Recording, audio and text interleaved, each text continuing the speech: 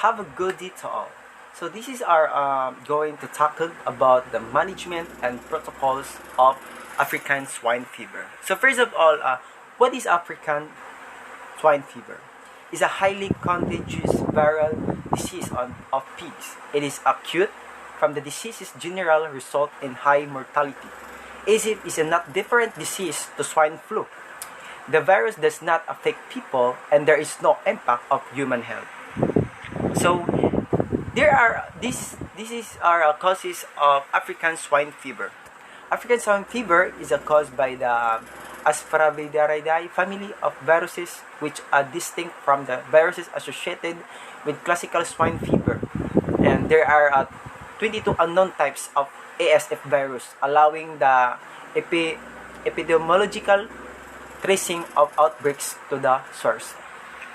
The infection can be introduced the uninfected herds in a number of ways, and the feeding of contaminated feed and contaminated food waste used to supplement feed.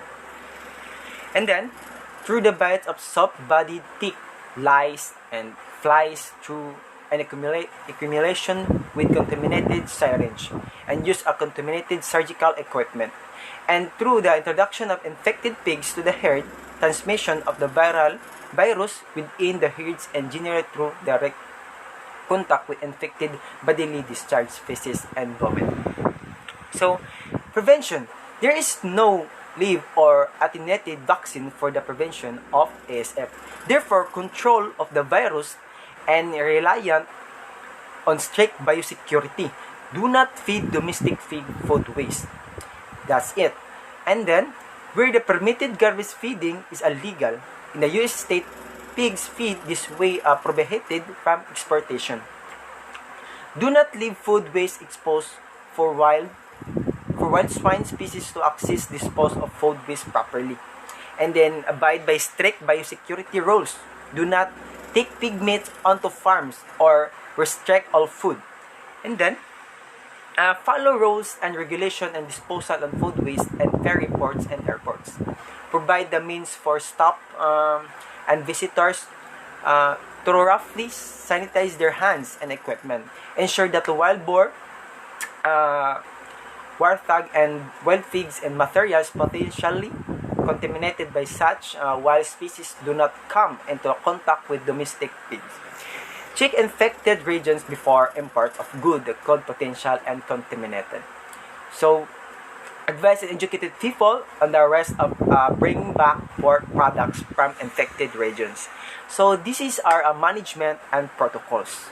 So, introduction of the virus can only be prevented by being careful with infected animals and products from abroad. The significant measure for these are no import live animals, meat, and meat products from region where African swine fever occurs. That's it. Also bear in mind meat products that are brought in from affected region by individuals, for example, by truck drivings on the long routes and commuting foreign workers, hunters hunting abroad, and tourists. And ban on swell feeding and being alert exposing pigs and wild boar by accident to possibly infected food products and outdoors or at a petting zoo or wild boar with access to kitchen waste via refuse bins or refuse heaps. Pigs farmers must also be on alert and visitors bringing food onto their farms. A cleaning and disinfection of livestock transportation returning from abroad. Cleaning and disinfection of materials used when hunting in or vicinity of infected areas. Management and protocols again. So, an infection of virus will initially always go unnoticed. Presumably, there will be a few weeks between the time of introduction and the first of diagnosis. During this phase, the virus will be able to spread unchecked to other farms. Measure will be needed to limit in as far as possible under circumstances.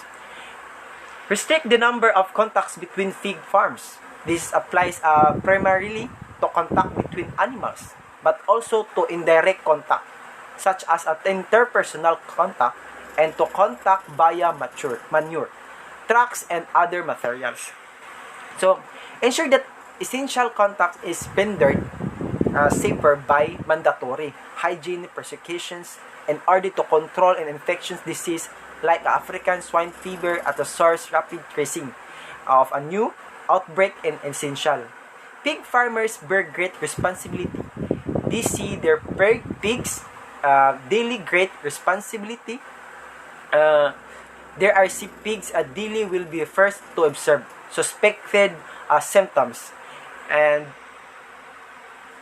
in this regard, it is essential that the right follow-up steps are taken quickly to confirm the disease in the laboratory to roll it out.